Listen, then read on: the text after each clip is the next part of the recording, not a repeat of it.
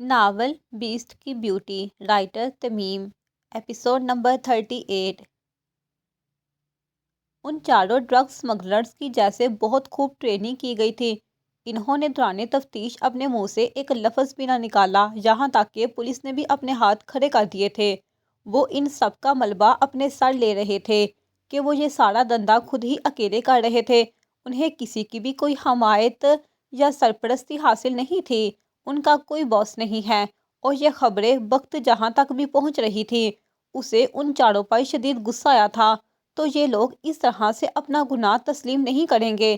اب مجھے ہی کچھ کرنا ہوگا۔ ان لوگوں کو اب زندہ نہیں رہنا چاہیے، یہ موت کے ہی قابل ہیں۔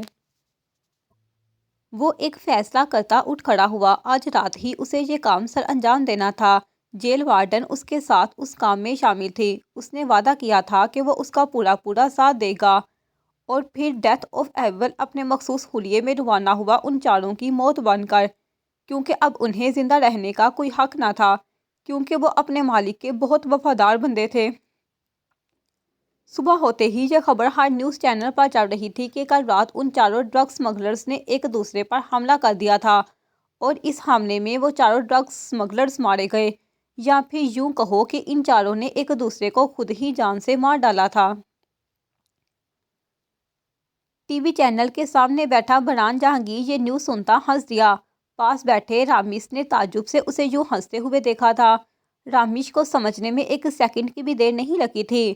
باس، تو کہ یہ سب آپ کا کیا درا ہے؟ برہان نے ہنستے ہوئے سر اثبات میں ہلایا۔ کیوں، کیسا لگا تمہیں یہ سب؟ رامیش حیرت بے یقینی سے اسے دیکھ رہا تھا۔ سچ میں اس کی شخصیت بہت الجھی ہوئی تھی۔ وہ اسے جتنا بھی سلجھانے کی کوشش کرتا اتنا ہی الجھتا چلا جاتا۔ ان سب کا مر جانا ہی بہتر تھا، ورنہ ان کی زندگیاں ان پر بوجھ بنی رہتی، اور یہ دنیا والوں کے لیے بھی کسی بوجھ سے کم نہیں تھے۔ چلو خس کا ہم جہاں پاک۔ برہان مسکراتے ہوئے ٹی وی اسکرین پر چلتی اس نیوز کو سننے لگا۔ اس خبر نے باز، قدرت کاظمی اور ڈیمن کو ہلا کر رکھ دیا تھا۔ وہ چاروں ان کے بہت وفادار اور کام کے بندے تھے۔ ان کی موت نے انہیں بہت گہرا نقصان پہنچایا تھا، لیکن یہ بھی اچھا ہی ہوا تھا کہ انہوں نے مرنے سے پہلے ان کے خلاف کچھ بھی ایسا نہیں کہا تھا جس کی وجہ سے وہ پھنس سکتے تھے۔ انہیں معلوم پڑ گیا تھا کہ ان سب کے پیچھے بھی اسی لڑکے کا ہاتھ ہے۔ اور ڈیمن نے اب فیصلہ کر لیا تھا کہ اب کی بار وہ برہان جہانگیر کو وہاں مارے گا جس کا اس نے سوچا بھی نہ ہوگا۔ اس کے دل میں اس لڑکے کے لیے انتقام کی آگ بھڑک رہی تھی۔ وہ اس کے لیے ہر آئے روز مشکلات کھڑی کر رہا تھا۔ وہ اسے اس کا کام نہیں کرنے دے رہا تھا۔ اب وہ ان سب کو دکھانا چاہتا تھا کہ اصل ڈیمن ہوتا کیسا ہے۔ اس نے ایک اہم فیصلہ لیا تھا، کیونکہ وہ اب باز کی کرسی اسے چھین لینا چاہتا تھا، کیونکہ اس کے خیال کے مطابق وہی ہے جو اس کرسی کا اصل حقدار ہو سکتا ہے، وہی کرسی کے لائق ہے۔ وہ کیا کچھ سوچ چکا تھا۔ قدرت کاظمی اور باز کو اس کی بالکل بھی خبر نہ تھی، اور شاید وہ بے خبری میں ہی مارے جانے والے تھے۔ ڈیمن ایک سام تھا جس کا وتیرہ تھا دوست بن کر پیچھے سے وار کرنا، اور اب باز کو بھی ایسا ہی کچھ سرپرائز ملنے والا تھا جس کی اس نے توقع بھی نہیں کی تھی، کیونکہ باز نے اسے قدرت کاظمی کے سامنے ذلیل کیا تھا، اور وہ اپنی بے عزتی کو اور بے عزتی کرنے والوں کو کبھی بھی نہیں بھولتا تھا، کبھی بھی نہیں۔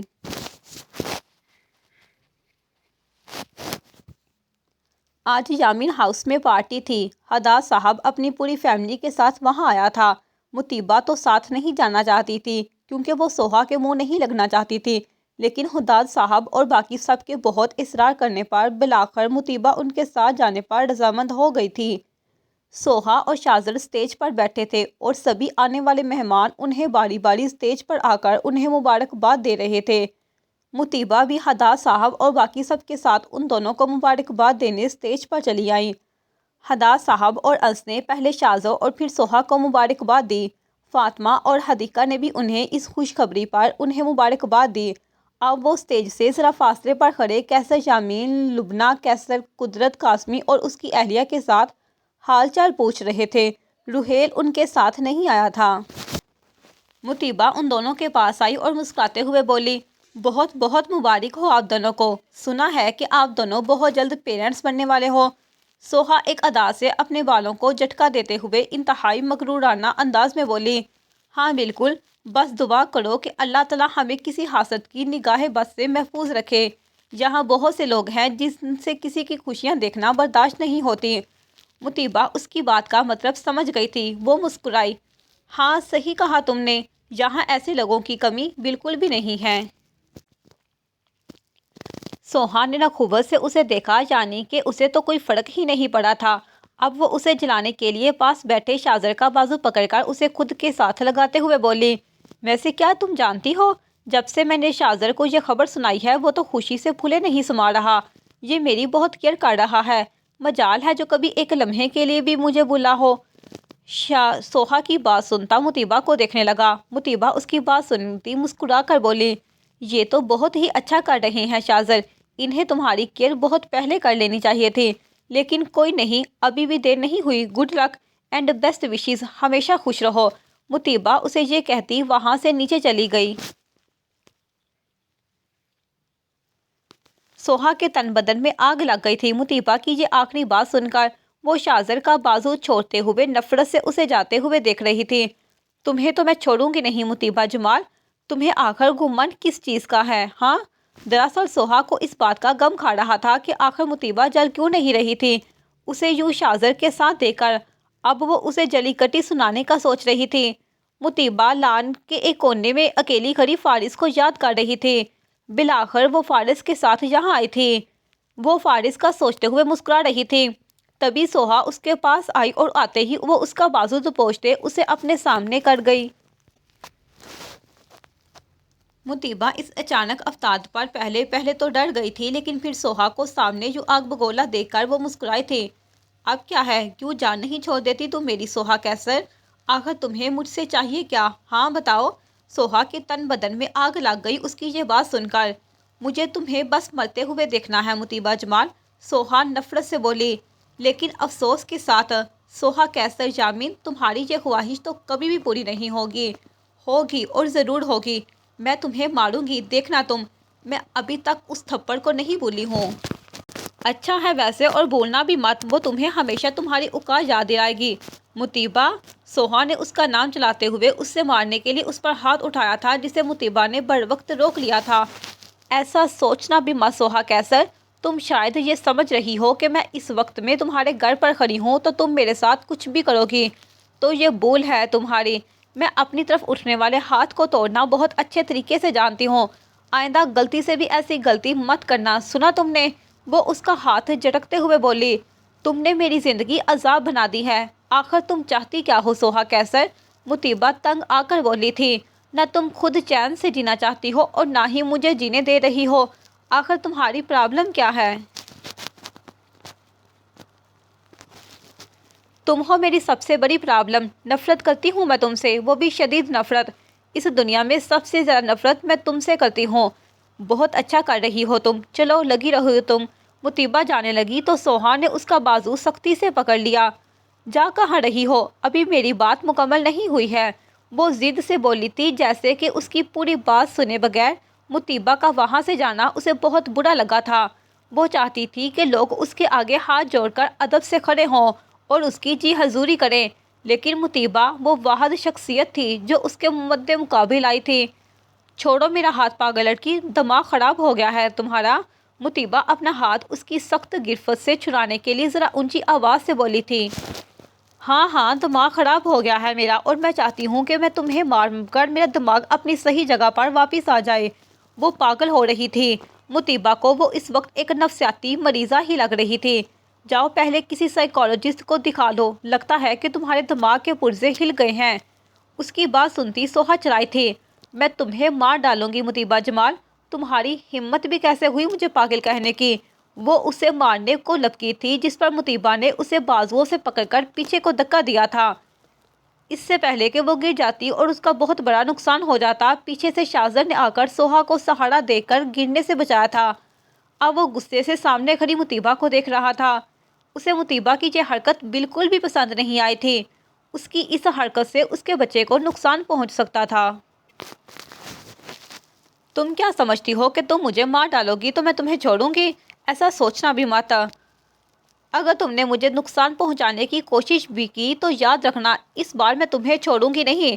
بلکہ سیدھا جان سے مار ڈالوں گی، سنا تم نے؟ مطیبہ وہاں سے تنفن کرتی چلی گئی۔ پیچھے سوہا کیسر ڈری سہمی سی اپنے پیٹ پر دونوں ہاتھ رکھے شاہزر کو دیکھ رہی تھی۔ وہ بہت ڈر گئی تھی جب مطیبہ نے اسے دھکا دیا تھا۔ اس سے پہلے کہ اس کا بہت بڑا نقصان ہو جاتا، شاہزر نے اسے بچا لیا تھا۔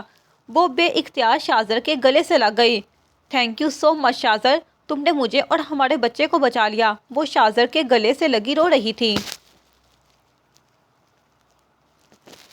اسے یوں روتے ہوئے دیکھ کر شاہزر غفاری نے ضبط سے اپنی مٹھیاں بینچ لی تھی۔ مطیبہ اپنی طبیعت کی خرابی کا بہانہ بنا کر وہاں سے گھر کے لیے روانہ ہو گئی تھی، کیونکہ سوہا کیسر نے اس کے موڈ کا بیڑا غرق کر دیا تھا۔ حداد صاحب اور فاطمہ نے اسے بہت روکا کہ ساتھ چلیں گے، لیکن وہ انکار کرتی وہاں سے نکل گئی تھی۔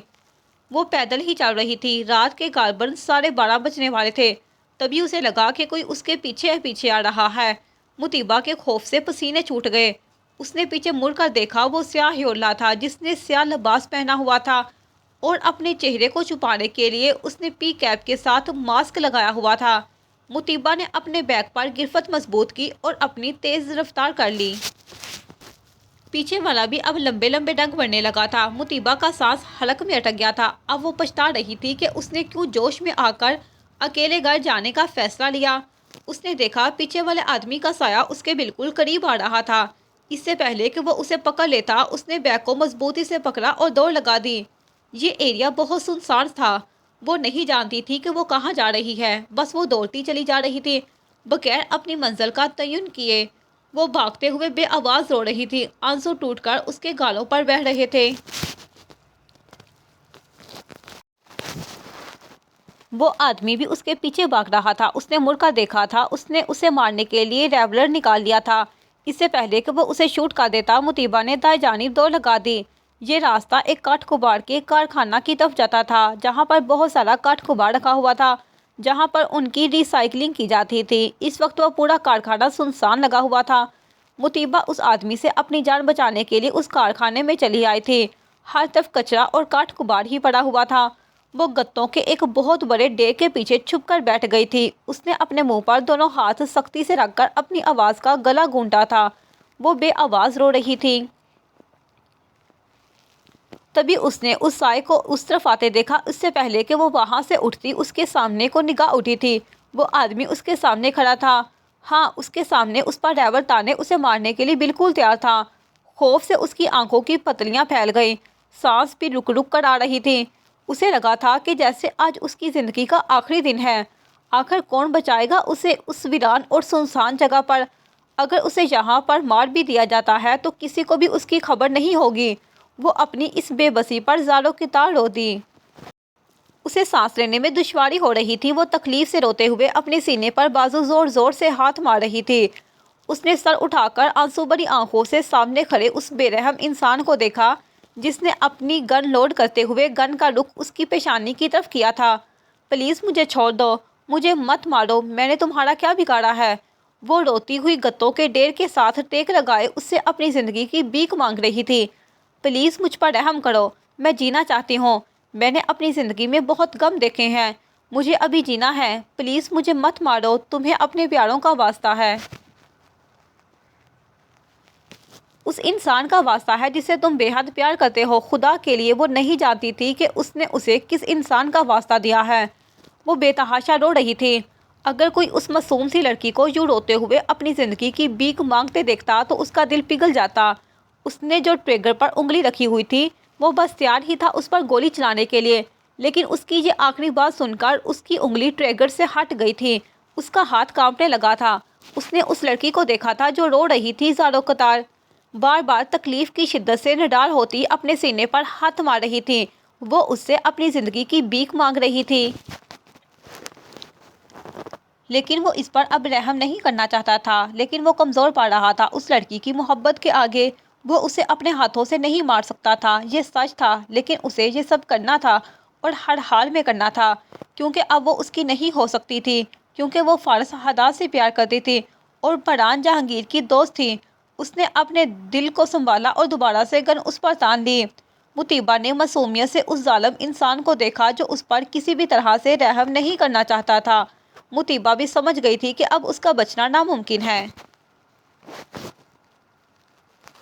اس کا سانس بند ہو رہا تھا۔ وہ اپنی اکھڑتی ہوئی سانسوں سے اسے دیکھ رہی تھی۔ اس کی آنکھیں دھندلا رہی تھی۔ وہ گہری سانسیں لینے لگی۔ بیگ پاس ہی پڑا تھا، لیکن اس میں اتنی بھی طاقت نہیں بچی تھی کہ وہ بیگ اٹھا کر اس میں سے انہیلر نکال لیتی۔ اس نے فیصلہ کر لیا تھا، آج وہ اپنی محبت کو ہمیشہ ہمیشہ کے لیے ختم کر دے گا۔ وہ اس پر گولی چلانے کے لیے تیار تھا۔ ایک آنسو لڑک کر اس کے گال پر بہہ آیا تھا۔ یہ بہت تکلیف دہ تھا، بہت زیادہ۔ پسٹل والا ہاتھ کانپ رہا تھا اور پھر بہت کچھ سوچنے کے بعد اس نے گولی چلا دی۔ گولی کے چلتے ہی مطیبہ کی دردناک چیخ سنائی دی۔ اس نے مطیبہ کی یہ دل سوز چیخ سن کر اپنی آنکھیں زور سے میچ لیں۔ وہ ابھی ابھی نہا کر تولیے سے بالوں کو خشک کرتا وہاں واش روم سے باہر نکلا۔ وہ ایک ہاتھ سے تولیے سے بالوں کو رکھتا ہوا دوسرے ہاتھ سے چارجر پر موبائل لگاتا فون اٹھا لیا۔ اس نے یوں ہی مطیبہ کی لوکیشن چیک کی تھی اور جو لوکیشن شو ہو رہی تھی یہ دیکھ کر وہ پریشان ہو گیا تھا۔ یہ کیا؟ یہ لوکیشن تو کسی کباڑ خانے کی ہے، لیکن یہ اس وقت وہاں کیا کر رہی ہے؟ کہیں وہ کسی خطرے میں تو نہیں ہے؟ کہیں وہ اسٹاکر تو؟ اس سے آگے اس سے نہ سوچا گیا تو اس نے تولیہ پھینکا اور جلدی سے شرٹ پہن کر پسٹل لوڈ کرتا گھر سے نکل گیا۔ وہ اپنی بائک پوری سپیڈ کے ساتھ چلا رہا تھا۔ وہ بس جلد از جلد وہاں پہنچ جانا چاہتا تھا، اس سے پہلے کہ مطیبہ کو کچھ ہو جاتا۔ گولی مطیبہ کے کان کے بہت پاس سے ہوتی ہوئی گتے پر لگتی اس میں سوراخ بنا گئی۔ مطیبہ نے خوف سے یہ سب دیکھا۔ گولی اسے نہیں لگی تھی، لیکن اس کی وحشت اس کے دل میں بیٹھ گئی تھی۔ اس نے اپنی آنکھیں کھول کر مطیبہ کو دیکھا، وہ بالکل ٹھیک تھی۔ اس نے گہری سانس کھینچی اور دوبارہ سے اس پر پسٹل تان لی۔ پلیز مت کرو ایسا، پلیز۔ مطیبہ نے اپنے کانپتے ہوئے ہاتھ اس کے آگے جوڑ دیے تھے۔ وہ اس کے سامنے گڑگڑا رہی تھی۔ اس سے پہلے کہ وہ اس پر دوبارہ سے گولی چلا دیتا، تبھی کسی نے سامنے سے آتے ہوئے اس کے بازو پر گولی چلائی تھی۔ گولی اس کے بازو پر لگی تھی۔ وہ درد سے چلایا اور پسٹل اس کے ہاتھ سے چھوٹ کر نیچے جا گری۔ گولی کی آواز سنتے ہی مطیبہ نے دونوں ہاتھ کانوں پر رکھتے ہوئے خوف سے چیخ ماری۔ اس نے تکلیف سے اپنا بازو تھام رکھا تھا جس سے تیزی سے خون بہہ رہا تھا۔ اس نے سامنے دیکھا، کوئی اندھیرے میں ان کی طرف بھاگتا ہوا آ رہا تھا۔ اس سے پہلے کہ وہ دوبارہ اس پر گولی چلاتا، اس نے نیچے گری ہوئی اپنی پسٹل اٹھائی اور گتوں کے ڈھیر کے ساتھ ٹیک لگائے۔ ڈری سہمی ہاتھوں میں چہرہ چھپائے بلک بلک کر روتی ہوئی مطیبہ کو دیکھتے ہوئے بولا، بدلہ ابھی پورا نہیں ہوا ہے، انتقام ابھی باقی ہے۔ میں پھر آؤں گا، میرا انتظار کرنا، اور تمہیں اپنے ہاتھوں سے ماروں گا، یہ یاد رکھنا تم مطیبہ جمال۔ یہ کہتا وہ وہاں سے بھاگ گیا۔ وہ دوڑتا ہوا مطیبہ کے پاس آیا اور اس کے پیچھے آ کر بیٹھ گیا۔ کیا تم ٹھیک ہو؟ اس نے اس کے کندھوں پر ہاتھ رکھتے ہوئے پوچھا۔ وہ ڈری سہمی سی بیٹھی تھی۔ خوف سے اس کا پورا جسم کانپ رہا تھا اور سانس لینے میں بھی دشواری ہو رہی تھی۔ مطیبہ کی یہ حالت دیکھ کر اس نے جلدی سے پاس پڑا بیگ اٹھایا اور اس میں سے انہیلر نکال کر اس کے منہ سے لگا لیا۔ وہ گہری گہری سانسیں لینے لگی۔ کیا تم ٹھیک ہو؟ وہ اس سے پوچھ رہا تھا، لیکن جواب میں وہ بے تحاشا رونے لگی۔ وہ اس کا چہرہ نہیں دیکھ پائی تھی کیونکہ وہ اس کے پیچھے ہی بیٹھا ہوا تھا۔ اس کے آنسو زمین پر گر رہے تھے۔ وہ مجھے مارنے آیا تھا، وہ روتے ہوئے اسے بتا رہی تھی۔ اگر تم نہ آتے تو آج وہ مجھے مار ڈالتا۔ اسے یوں روتے ہوئے دیکھ کر اسے تکلیف ہو رہی تھی۔ رونا بند کرو، تمہیں کچھ بھی نہیں ہوا ہے، سب ٹھیک ہے، پلیز ریلیکس ہو جاؤ۔ وہ اس کا سر تھپکتے ہوئے بولا تاکہ وہ پرسکون ہو سکے۔ مطیبہ اتنی خوفزدہ ہو گئی تھی کہ خوف سے وہ بے ہوش ہو گئی۔ اس کا سر اس کے بازو پر دھرا تھا۔ مطیبہ، مطیبہ، کیا تم ٹھیک ہو؟ وہ اس کا گال تھپ تھپاتے ہوئے اس سے پوچھ رہا تھا، لیکن جواب نداد۔ اس نے اس کی نبض چیک کی، وہ زندہ تھی۔ شاید وہ خوف دہشت سے بے ہوش ہو چکی تھی۔ وہ بے ہوش پڑی مطیبہ کو دیکھتے ہوئے بولا، میں قسم کھاتا ہوں، تم جو کوئی بھی ہو، میں تمہیں زندہ نہیں چھوڑوں گا۔ میں مطیبہ جمال کے بہنے والے ایک ایک آنسو کا بدلہ لوں گا تم سے، وعدہ رہا میرا تم سے۔ اس نے بے ہوش پڑی مطیبہ کو اپنی باہوں میں اٹھایا اور وہاں سے روانہ ہوا۔ مطیبہ کو جب ہوش آیا تو اس نے خود کو اپنے کمرے میں پایا۔ وہ اپنے سر پر ہاتھ رکھتی ہوئی اٹھ کر بیٹھ گئی۔ یہ کیا، میں یہاں کیسے؟ وہ اپنے دماغ پر زور ڈالنے لگی تھی تو اسے رات والا پورا واقعہ یاد آ گیا۔ ایک بار پھر وہ خوفزدہ سی ہو گئی تھی اس کل کے بارے میں سوچتے ہوئے۔ آخر کون تھا وہ، اور وہ مجھے کیوں مارنا چاہتا تھا؟ آخر اس کی مجھ سے کیا دشمنی؟ مطیبہ کو اچانک سے وہ آدمی یاد آیا جس نے اس پر گولی چلائی تھی، جس کی وجہ سے آج وہ زندہ تھی، اسی نے ہی اسے بچایا تھا۔ آخر وہ تھا کون اور اسے میرے گھر کی اور میری لوکیشن کا پتہ کیسے چلا؟ وہ کون تھا آخر؟ بلکہ وہ دونوں ہیں کون اور ان کا مجھ سے کیا لینا دینا؟ اس نے اپنے دماغ پر زور ڈالا۔ وہ اس کا چہرہ نہیں دیکھ پائی تھی کیونکہ وہ اس کے پیچھے بیٹھا ہوا تھا، لیکن بے ہوش ہونے سے پہلے اس نے اس کے بازو پر ایک ٹیٹو بنا دیکھا تھا جس پر ایگل بنا ہوا تھا۔ آخر وہ آدمی تھا کون؟ سوچ سوچ کر وہ پاگل ہو رہی تھی۔ اس نے اپنے سر کو دونوں ہاتھوں سے تھام لیا۔ اب جانے بھی دو، میں کیوں پاگل ہو رہی ہوں؟ میری بلا سے وہ دونوں جائیں باڑ میں۔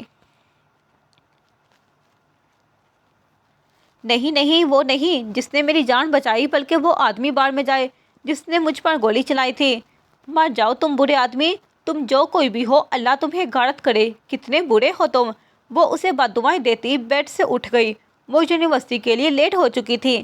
وہ جلدی سے تیار ہوتی ناشتہ کیے بغیر ہی یونی کے لیے روانہ ہو گئی۔ وہ کلاس روم میں داخل ہوئی تو اسے بران پہلے سے ہی اپنی سیٹ پر بیٹھا ہوا ملا۔ وہ اسے سلام کرتی اپنی سیٹ پر بیٹھ گئی۔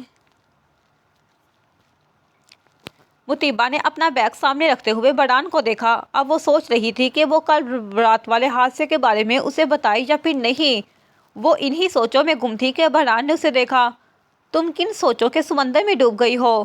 مطیبہ نے اسے دیکھا، پھر اس کی طرف جھکتے ہوئے آہستگی سے بولی، تمہیں یاد ہے میں نے تمہیں اس اسٹاکر کے بارے میں بتایا تھا جو میرا پیچھا کرتا رہتا تھا؟ ہاں تو کل رات میرے ساتھ ایک حادثہ پیش آیا تھا۔ کیسا حادثہ؟ وہ اس کی طرف مکمل طور پر متوجہ ہوتا ہوا اس سے پوچھنے لگا۔ مطیبہ نے اسے پوری بات بتا دی۔ اس کی پوری بات سنتے ہی وہ اس پر غصہ ہو کر بولا، تم پاگل ہو کیا؟ بھلا کوئی رات کے اندھیرے میں بھی یوں اکیلے نکلتا ہے کیا؟ تم جانتی بھی ہو کہ حالات کتنے خراب ہو چکے ہیں۔ ہر آئے روز لڑکیوں کے ریپ اور مرڈر ہو رہے ہیں اور تم بے وقوفوں کی طرح اکیلے ہی نکل پڑی، وہ بھی پیدل۔ تمہارے دماغ میں عقل ہے بھی کہ نہیں؟ وہ اس پر شدید غصہ ہو رہا تھا۔ مطیبہ اسے حیرانگی سے دیکھ رہی تھی۔ آخر اسے اتنا غصہ کیوں آ رہا ہے؟ اگر تمہارے ساتھ کچھ غلط ہو جاتا تو؟ ہوا تو نہیں ہے نا؟ اور ویسے بھی میرے ساتھ کچھ بھی برا نہیں ہو سکتا اور نہ ہی کوئی مجھے نقصان پہنچا سکتا ہے۔ وہ کس خوشی میں؟ کیا تم کوئی سپر وومن ہو؟ نہیں تو؟ لیکن کوئی تو ہے جو مجھے ہمیشہ بچا لیتا ہے۔ کون؟ وہ چونکا، میرا پروٹیکٹر۔ پروٹیکٹر؟ ہاں نا، میں جب بھی کسی مشکل میں ہوتی ہوں وہ مجھے بچا لیتا ہے اور مجھے یقین ہے کہ وہ مجھے ہر بار ہی یوں آ کر بچا لے گا جس طرح اس نے کل رات مجھے مسکرا کر اسے بتا رہی تھی۔ پروٹیکٹر؟ تمہارے اس پروٹیکٹر کی تو ایسی کی تیسی۔ بران دانت پیس کر بولا، زیادہ اوور کانفیڈنٹ ہونا اچھی بات نہیں ہوتی مطیبہ صاحبہ، یوں کسی پر بھی بھروسہ نہیں کیا جاتا۔ کیا پتا وہ دونوں ہی شامل ہو اس گیم میں۔ مطیبہ یہ سنتی سوچ میں پڑ گئی۔ کیا سچ میں ایسا بھی ہو سکتا ہے کیا؟ مطیبہ نے اس سے پوچھا تھا۔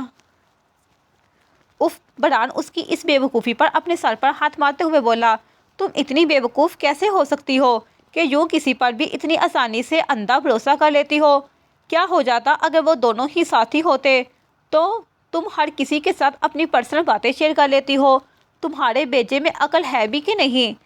میں کسی کے ساتھ بھی تو شیئر نہیں کرتی، بس تمہیں بتا رہی ہوں۔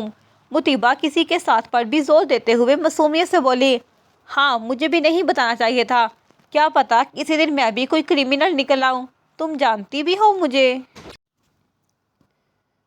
لیکن مجھے تم پر بھروسہ ہے بیجے، تم کرمنل نہیں ہو سکتے، وہ پورے یقین کے ساتھ بولی۔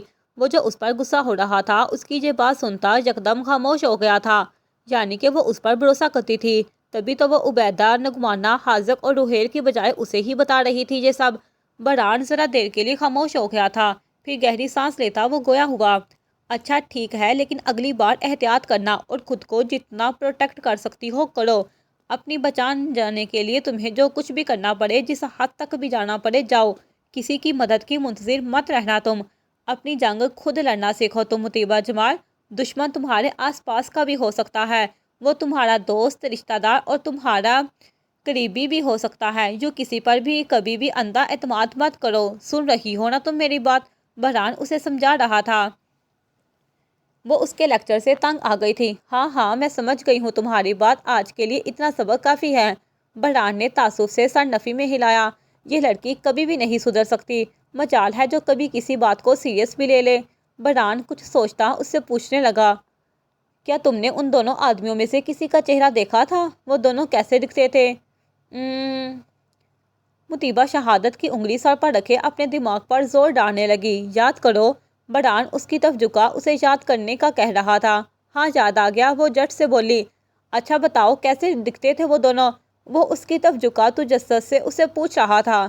اسے جو ایکسائٹیڈ دیکھ کر مطیبہ تالی بجاتے ہوئے ہنس دی۔ ہنس کیوں رہی ہو؟ سب اسٹوڈنٹس ان دونوں کو دیکھ رہے تھے۔ مطیبہ ہنستے ہوئے بولی، اگر میں ان دونوں کے چہرے دیکھ لیتی تو کیا وہ دونوں میرے ہاتھوں بچ جاتے؟ میں انہیں چھوڑتی ہی نہیں۔ وہ اپنے ہاتھوں کی مٹھیاں بناتے ہوئے بولی، اور اس کا جواب سنتا وہ بدمزہ ہوا۔ اس کا موڈ آف ہو چکا تھا۔ مجال ہے جو یہ کسی بھی بات کو سیریس لے لے۔ کیا تم نے ان دونوں میں سے کسی کا بھی چہرہ نہیں دیکھا؟ بران نے دوبارہ سے پوچھا۔ نہیں، مارنے والے نے اپنا چہرہ ماسک سے چھپا رکھا تھا، اور بچانے والے کو میں اس لیے نہیں دیکھ پائی کیونکہ وہ میرے پیچھے تھا اور اندھیرا بھی کافی تھا۔ اس کے بعد مجھے شاید پینک اٹیک آیا تھا اور میں خوف سے بے ہوش ہو گئی۔ اس کے بعد بھی مجھے کچھ یاد نہیں رہا۔ اور میں اپنے گھر کیسے پہنچی؟ تو اس کا مطلب ہے وہ آدمی تمہارے اور تمہارے گھر کے بارے میں پوری انفارمیشن رکھتا ہے؟ ہاں شاید، مطیبہ نے سر ہاں میں ہلایا۔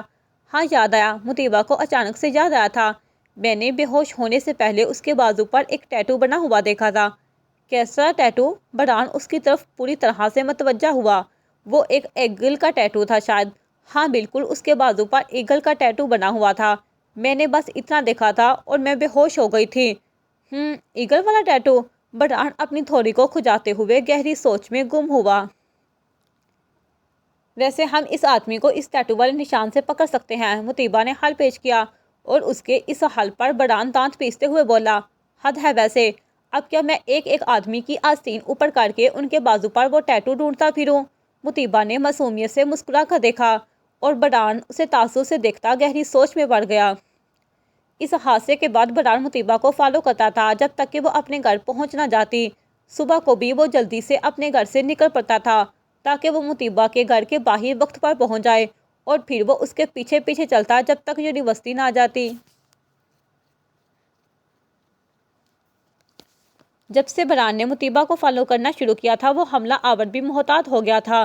اس نے دوبارہ سے مطیبہ کو کوئی نقصان پہنچانے کی کوشش نہیں کی تھی، کیونکہ وہ اس کا گارڈین بخت جہاں ہمیشہ اس کے ساتھ ہوتا تھا۔ بران سمجھ گیا تھا کہ وہ جو کوئی بھی ہے وہ اس کے اور مطیبہ کے بارے میں سب کچھ جانتا ہے۔ شاید وہ ہر وقت ان دونوں پر نظر رکھے ہوئے ہے، لیکن آخر وہ ہے کون، اور کیوں وہ مطیبہ کو جان سے مارنا چاہتا ہے؟ آخر اس کی مطیبہ سے کیا دشمنی ہے؟ بہت زور ڈالنے پر بھی اسے ایسا کوئی بھی شخص یاد نہیں آیا تھا جو مطیبہ کو مار سکتا تھا۔ کیا اس کی ماں بھی ہو سکتی ہے؟ نہیں، ان کے پاس تو اب کھانے کے لیے بھی پیسے نہیں ہیں، تو کجا وہ کسی سیریل کلر کو پیسے دے کر مطیبہ کو مروانے کی کوشش کرے گی؟ تو پھر کون ہوگا آخر؟ مجھے اس آدمی کا پتہ لگانا ہوگا۔ یقیناً وہ بہت چالاک ہے، وہ سب کچھ جانتا ہے غالباً۔ یا پھر کہیں وہ میرے یا پھر ہمارے ماضی کے بارے میں تو کچھ نہیں جانتا۔ اس سوچ کے آتے ہی بران کو یکدم تشویش نے آ گرا تھا۔ اگر ایسا کچھ ہے تو یہ بہت ہی برا ہوگا۔ یہ میرے مطیبہ اور ہم دونوں کی فیملی کے لیے بالکل بھی اچھا نہیں ہوگا۔ مجھے اپنی سوچ سے اس آدمی کو ڈھونڈ نکالنا ہی ہوگا۔ میں اسے چھوڑوں گا نہیں، وہ جو کوئی بھی ہے میرے ہاتھوں سے بچ نہیں پائے گا۔ بران نے رامز احمد کو یہ کام سونپا تھا کہ وہ اس حملہ آور کے بارے میں پتہ لگائے، لیکن داغی کوششوں کے باوجود بھی اس آدمی کا پتہ نہیں چل رہا تھا۔ آخر وہ ہے کون، اور وہ جو کوئی بھی تھا؟ اس وقت وہ اپنے سیکرٹ روم کی کھڑکی کے پاس کھڑا سگار کے گہرے کش لیتا، اس کا دھواں فضا میں اڑاتا، بران کی یہ ساری کوششوں کے بارے میں سنتا کہکے لگا رہا تھا، آپ بران جہانگیر، تم کافی کوششیں کر رہے ہو مجھے پکڑنے کی، لیکن یہ تم بھی جان لو کہ میں ڈیمن ہوں، اور اتنی آسانی سے تو میں تمہارے ہاتھ نہیں آؤں گا، اور نہ ہی اتنی آسانی سے تم میرے بارے میں کچھ بھی پتہ لگا پاؤ گے۔ میں تم لوگوں کے پیچھے سائے کی طرح رہوں گا، لیکن تم لوگوں کو اس کی خبر بھی نہیں ہوگی۔ وہ ہنسا، اس بار تو تم نے اپنی محبت کو بچا لیا، لیکن اگلی بار وہ میرے ہاتھوں ضرور ماری جائے گی، تب میں تمہاری شکل دیکھنے آؤں گا، بہت مزہ آئے گا تمہاری وہ شکل دیکھ کر۔ یہ کہتا وہ دوبارہ سے کہکا لگا کر ہنس دیا۔ مجھے اب بہت مزہ آ رہا ہے اس کھیل میں، اور مجھے پہلی بار لگ رہا ہے کہ مجھے کوئی میرے ٹکر کا آدمی ملا ہے۔ تم بہت ہوشیار ہو بران جہانگیر عرف عام بیجے، تمہارے ساتھ یہ چوہے بلی والا کھیل کھیلنے میں بہت مزہ آئے گا۔ یہ سب بہت دلچسپ ہے۔ تم جس طرح سے اس لڑکی کو پروٹیکٹ کر رہے ہو، لگتا ہے کہ اس رات تم ہی تھے جس نے اس لڑکی کو میرے ہاتھوں سے بچایا تھا۔ وہ اپنے زخمی بازو کو دیکھتے ہوئے بولا۔ اگر وہ تم تھے تو یہ بہت ہی برا ہوگا تمہارے لیے، کیونکہ تم نے ڈیمن کا خون بہایا ہے، اور یہ کوئی معمولی سی بات نہیں ہے۔ تم اس لڑکی کو پروٹیکٹ کر رہے ہو تو اس کا مطلب ہے معاملہ کچھ زیادہ ہی سیریس ہے، اور مجھے یہ سب پتہ لگانا ہی پڑے گا کہ آخر تمہارا اس لڑکی کے ساتھ کیا تعلق ہے۔